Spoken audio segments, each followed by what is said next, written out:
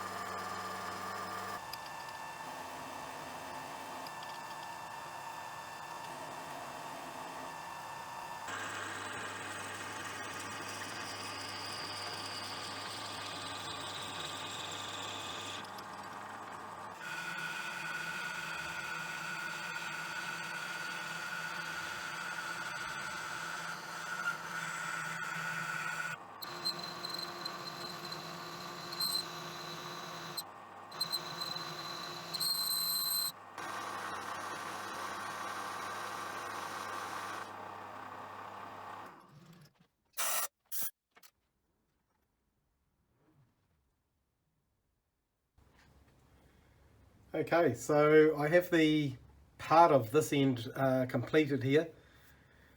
So I've cleaned up the outer face there. That's going to register on the spindle nose. And there's a recess in here, 40 millimeter recess. So that should just slide over part of the spindle nose as well. And then inside here where you can see the step is where the thread is going to be.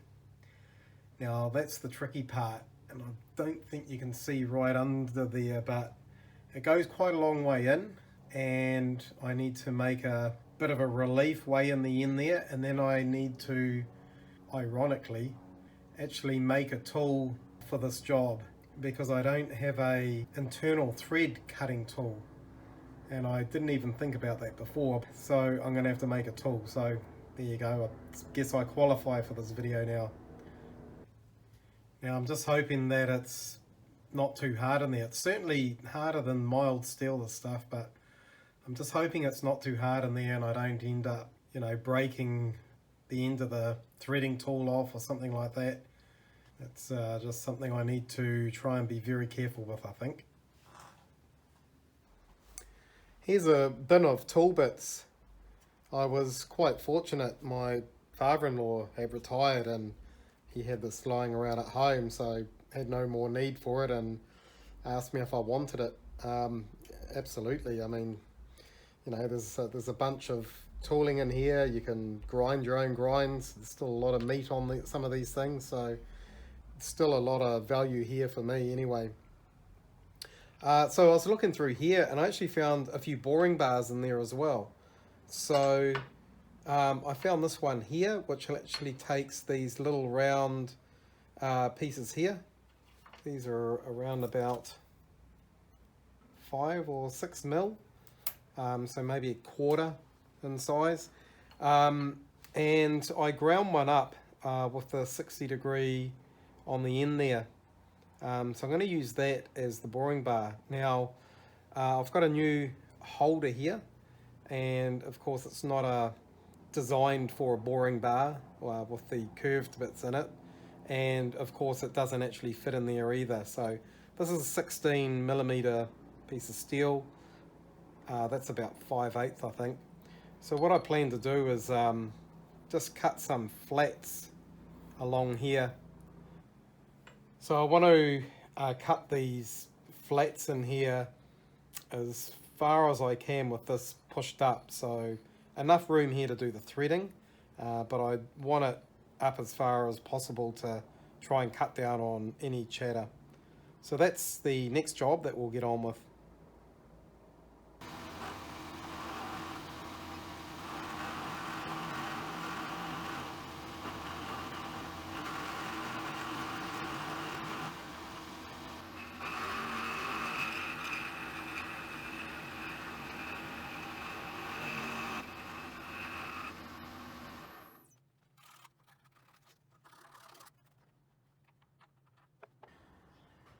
So that machined up pretty good, and it fits in here very nicely now and all clamped down nice and solid. So the next step, before we thread the hole down here, I need to cut a relief way down the back there. I'm going to thread outwards, and I'm going to run the lathe in reverse and thread on this side here. So I'm just too scared to go in forward, and you know, if I make a mistake I crash the tool into the end that's not actually open down there. So what I've done is I've ground a little tool here. I'm not sure how good you can see that, but it's just a little kind of, looks like a little cut-off tool. So I've measured down there and worked out where I need to be, and then I'll just cut a little relief in there for the basically the depth of the thread.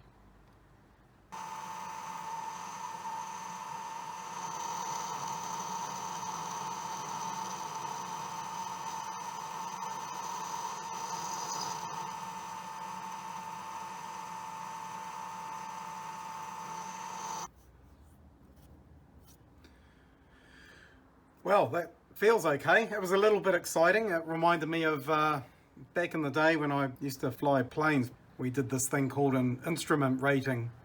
So basically you put a hood on and you're not allowed to look out the window, and you've got to look at the instruments. Then the instructor will sort of put the aeroplane in an unusual position and you got to recover from it. So that training is for when you accidentally fly in the cloud. A lot of people do die doing that because they lose control of the aeroplane because they have no visual reference.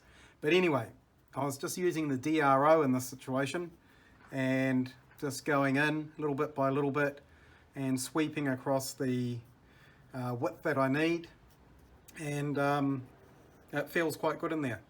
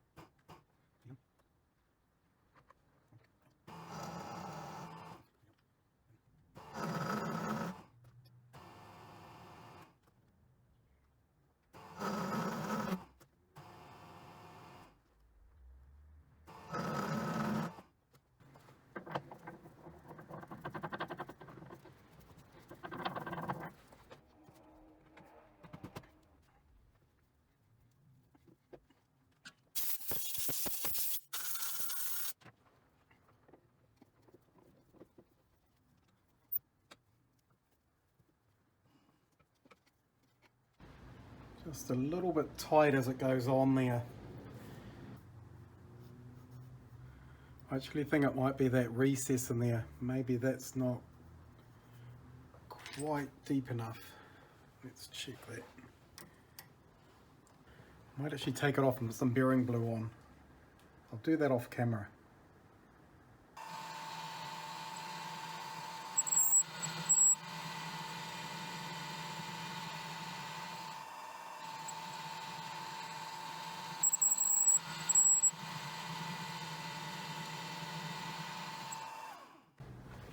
Right, here we go.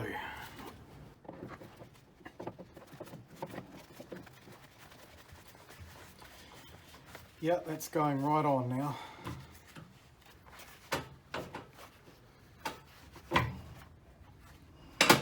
Perfect.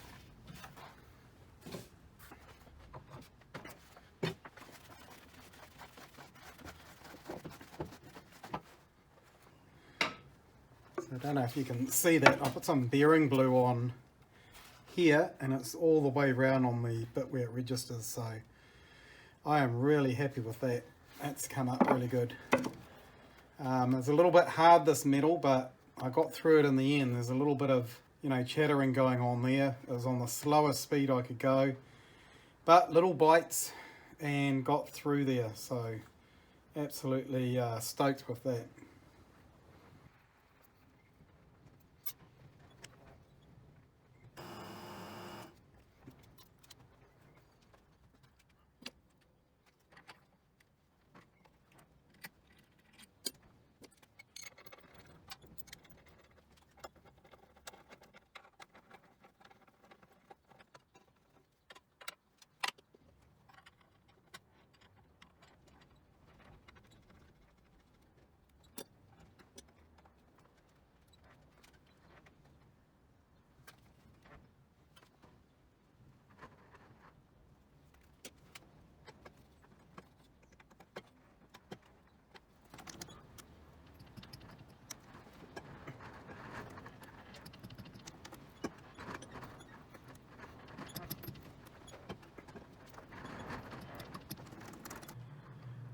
So I marked out 4 positions here on the collet chuck, and that's going to be for some, I'm not too sure if they're going to be 8 or 10 or 12 millimeter holes that we're going to drill in here, and that's so I can actually put a spanner in here and hold the chuck still while I loosen off the nut at the front here, and also to be able to wind it onto the spindle nose as well, nice and tight.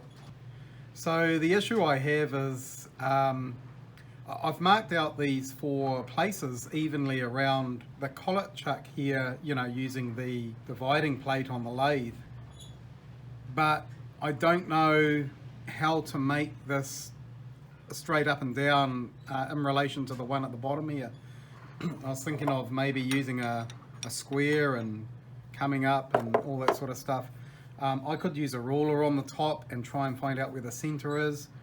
But what I thought I'd do is use the DRO to find the center of the vise when this is clamped up. And then what that means is that I can bring the center drill here down to the mark, or to this line, and then what I'll do is I'll just loosen off the vise and just rotate it around until that mark is right at the center of the center drill, and that will be my, you know, straight up and down position here on the top. And I'll just do that for all of the holes that I drill around this collet chuck. That's kind of the easiest way that I can think to do it, but look, if anyone else has got any ideas, you know, put them down in the comments.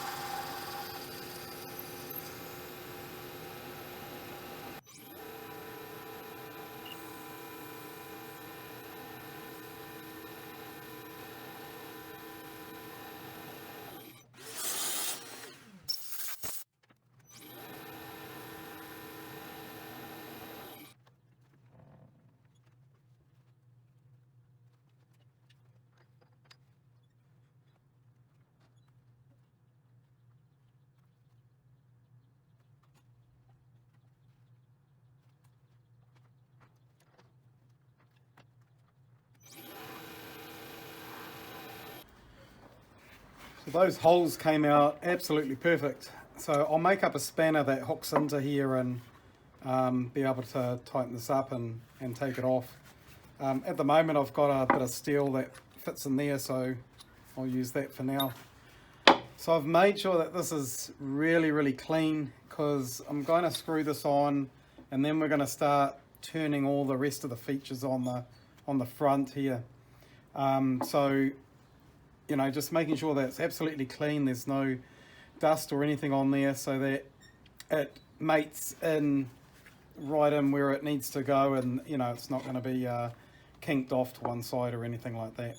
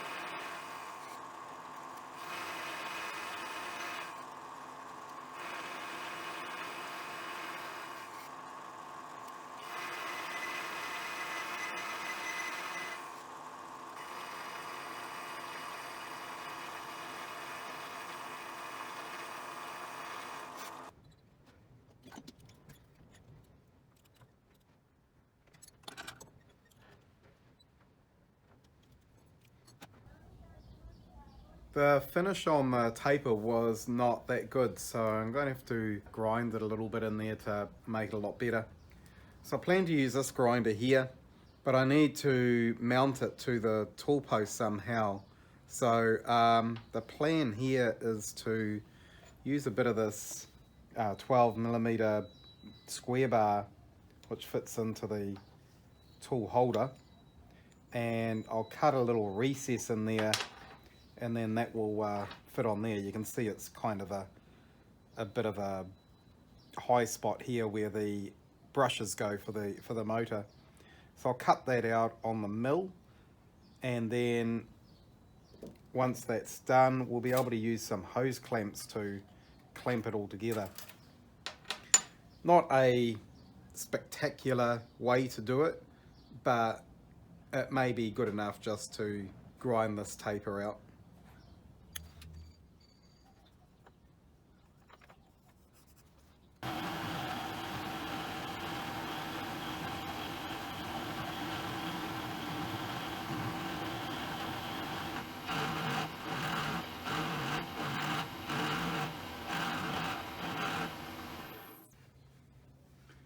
Okay, this is the setup. These hose clamps are absolutely great. This is solid. It's not actually moving. There's no flex in that at all. So I'm really happy with that. It's just a temporary measure. You know, one day I'll make a proper tool post grinder, but just to get me out of the bind of this one. So I've just angled it slightly that way, so that because it's got a bit of a curved or radius tip on the stone here at the front, and then I'll just use the compound slide to go in at the same angle as what we did with the boring bar.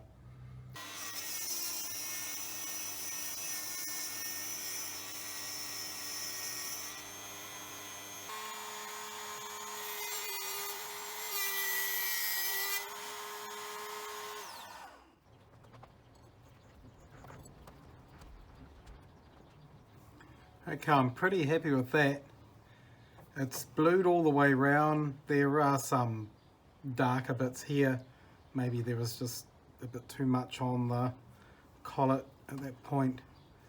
And it looks like it's blued down, pretty much down the most of the length as well. So I think we're pretty good there. So we're ready to work on the feature at the front here, the thread for the nut that goes on the end here to hold the collet in. What I need to do is cut the diameter down to 49.7 millimeters. It's for the M50 by 1.5 thread, and the nut measures just over 22 millimeters, or sorry, just over 20 millimeters. So what I was thinking was going probably to 25 millimeters for the thread, and that way, a bit of future proofing, I guess. If I need to bore this out or take this out any more, the nut has more thread to screw on, and I just need to face the end here off, so it gives me a bit of flexibility, you know, later on if we need to re-bore the hole here.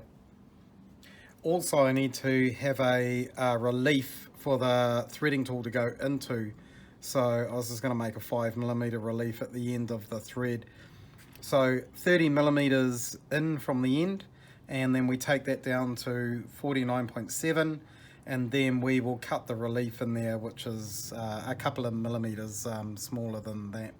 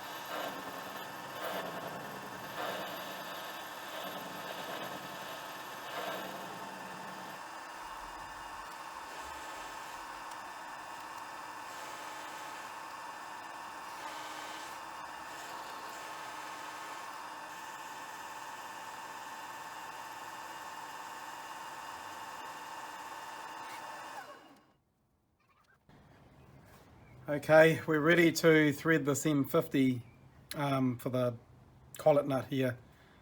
Now I had to put the collet chuck back into the forejaw because it was too far to the left and I couldn't get the apron over far enough to the left to do the threading.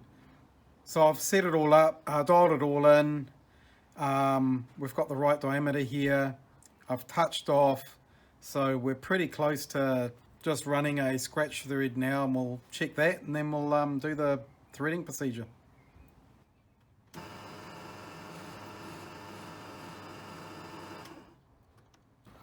And straight away I can see that that is not the right thread. Bit of a lapse of concentration here. That's the 4mm thread for the spindle nose. It's a good thing we did that scratch test. Okay, let me reset this up. Okay, take two.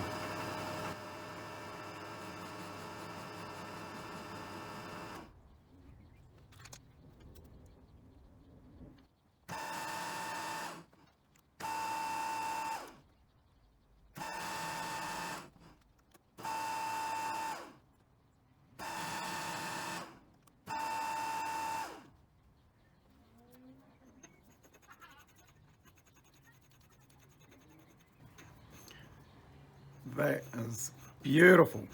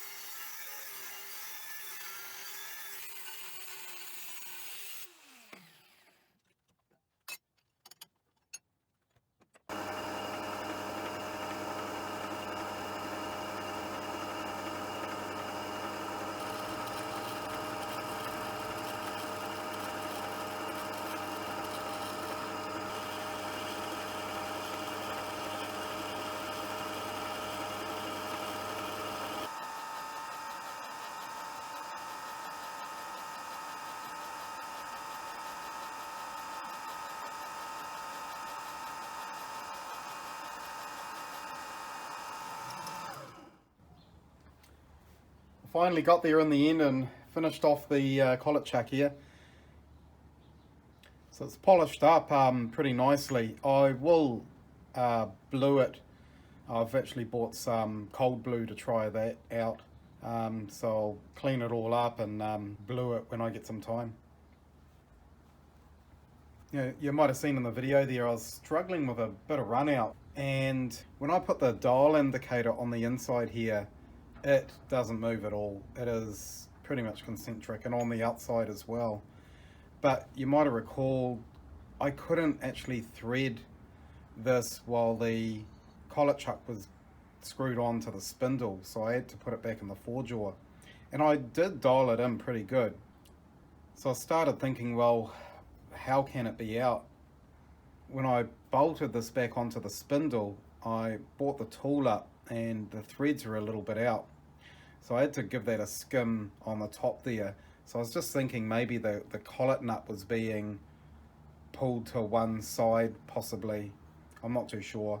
So that got most of that out. So I'm very happy with the results on that. Maybe the thread part here was a little bit too long. I mean, once you screw it down, you know, you get a collet in there, it sort of stops probably about there somewhere. So there's plenty of threads there, but if anything happens and I need to regrind or bore the inside out, I've got plenty of room to thread down there. I also had to make a spanner for the ER40 Collet chuck. I only have a ER32 Collet chuck spanner.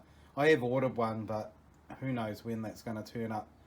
So, I mean, this was just a real quick and dirty. It looks really nice from that side, but when you turn it over, it's more of a Franken spanner, I guess you could call it. Thanks for watching.